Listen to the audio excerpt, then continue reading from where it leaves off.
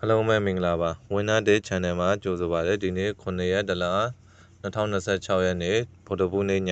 ကံမဲ့ပွဲစဉ်တွေထဲမှာပွဲစဉ်ချုပ်ကိုရွေးချယ်ပြီးတော့သုံးသပ်ပေးသွားပါမယ်ပထမဆုံးပွဲစဉ်အနေနဲ့ Crystal Palace နဲ့ Aston Villa တို့ပွဲစဉ်ဒီပွဲစဉ်မှာတော့ Aston Villa က level 50ရှုံး9ပေါင်းကြီးအနေနဲ့3လုံး95နိုင်ရှေ့ဖွင့်နေထားတွေ့ရှိရတယ်Crystal Palace ကတော့နောက်ဆုံး5ပွဲမှာတပွဲမှာနိုင်ပွဲရရှိတာတော့မတွေ့ရှိဘဲနဲ့Aston Villa ကတော့အာဆင်နယ်နဲ့အဝေးကွင်းပွဲစဉ်တစ်ပွဲသာရှုံးနေထားတွေ့ရှိရတယ်။ Crystal Palace အိမ်ကွင်းမှာ Aston Villa အနေနဲ့တွားရောက်ကန်တိုင်းမှာအမြဲတမ်းရှုံးနေထားတဲ့ရလဒ်ကိုရရှိထားတယ်။နောက်ဆုံးတွေ့ဆုံခဲ့တဲ့ Aston Villa အိမ်ကွင်းမှာ Crystal Palace က3-0ဆိုတဲ့ရလဒ်နဲ့နိုင်ရရှိတာကိုတွေ့ရှိရတယ်။ Aston Villa ကအဆင့်3 Crystal Palace ကအဆင့်14အဆင့်14အသင်းကို level 50ရှုံးမဲ့ပေးတာပဲမယ်ကျွန်တော်ရဲ့ယူဆချက်ကတော့ Crystal Palace အိမ်ကွင်းမှာအမြဲတမ်း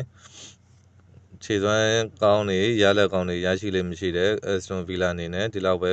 ကြီးဖွင့်နေထားတယ်လို့ကျွန်တော်အနေနဲ့ယူဆတယ်ဒါပေမဲ့ဒီနေ့ပွဲစဉ်မှာတော့ Aston Villa အနေနဲ့အရင်ကဖြစ်ခဲ့တဲ့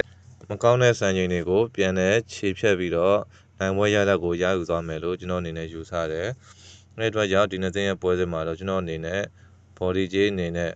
Aston Villa ကိုပဲကျွန်တော်ရွေးချယ်ပေးပါတယ်နောက်တစ်ပွဲကတော့ Brentford အသင်းနဲ့ Sunderland အသင်းဒီပွဲစဉ်မှာတော့ Brentford အသင်းကတလုံး80နိုင်9ပေါင်းကြီးအနေနဲ့နှလုံး80ရှုံးကြေးဖွင့်လှစ်ထားတယ် Brentford အသင်းအနေနဲ့နောက်ဆုံး5ပွဲမှာ3ပွဲနိုင်1ပွဲတရေတပွဲရှုံးရလဒ်ကိုရရှိထားပြီးတော့ Sunderland ကတော့တပွဲနိုင်4ပွဲတရေရလဒ်ကိုရရှိထားသူတို့နှစ်သင်းရဲ့နောက်ဆုံးထိပ်တိုက်တွေ့ဆုံမှုကြည့်မယ်ဆိုရင်တော့ Sunderland အသင်းရဲ့အိမ်ကွင်းမှာ Sunderland က2-9ဆိုတဲ့ရလဒ်ကိုရရှိထားတယ်သူတို့နှစ်သင်းရဲ့အဆင့်တန်းကတော့အထက်အောက် Brentford ကအဆင့်9 Sunderland အဆင့်8ကြေးရတော့ကြေးဖွင့်လှစ်မှုမှန်ကန်လို့ယူဆရတယ်ကျွန်တော်အနေနဲ့ဒီနေ့ရဲ့ပွဲကိုရွေးချယ်ပေးရမယ်ဆိုရင်တော့ကျွန်တော်ကတော့ Sunderland body ကိုပဲကျွန်တော်ရွေးချယ်ပေးခြင်းပါတယ်နောက်တစ်ပွဲစဉ်တစ်ပွဲကတော့ Newcastle နဲ့ Leeds United အသင်းတို့ပွဲစဉ်ဖြစ်ပါတယ်ဒီပွဲစဉ်မှာတော့ body ကြေးအနေနဲ့ Newcastle ကတလုံး50ရှုံး9ပေါင်းကြေးအနေနဲ့3လုံး80နိုင်ကြေးဖွင့်လှစ်ထားတယ် Newcastle ရဲ့နောက်ဆုံး5ပွဲရလဒ်ကိုကြည့်မယ်ဆိုရင်တော့3ပွဲနိုင်1ပွဲတရေ1ပွဲရှုံးရလဒ်ကိုရရှိထားပြီးတော့ Leeds United အသင်းကတော့1ပွဲနိုင်4ပွဲတရေရလဒ်ကိုရရှိထားတယ်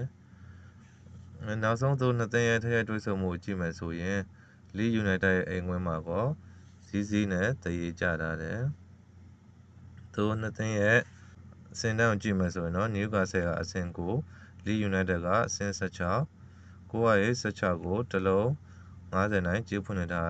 ကြေးမှန်ကန်မှုရှိရလို့တော့ကျွန်တော်အနေနဲ့ယူဆရတယ်ဒီနေ့သင်းရဲ့ပွဲစဉ်မှာတော့ကျွန်တော်အနေနဲ့ body ကြေးကိုသာရွေးချယ်ပေးခြင်းပါတယ် body အနေနဲ့ Newcastle body ကိုပဲရွေးချယ်ပေးခြင်းပါတယ်နောက်တစ်ပွဲကတော့ Napoli အသင်းနဲ့ Verona အသင်းတို့ရဲ့ပွဲစဉ်ဖြစ်ပါတယ်ဒီပွဲစဉ်မှာတော့ Napoli အသင်းက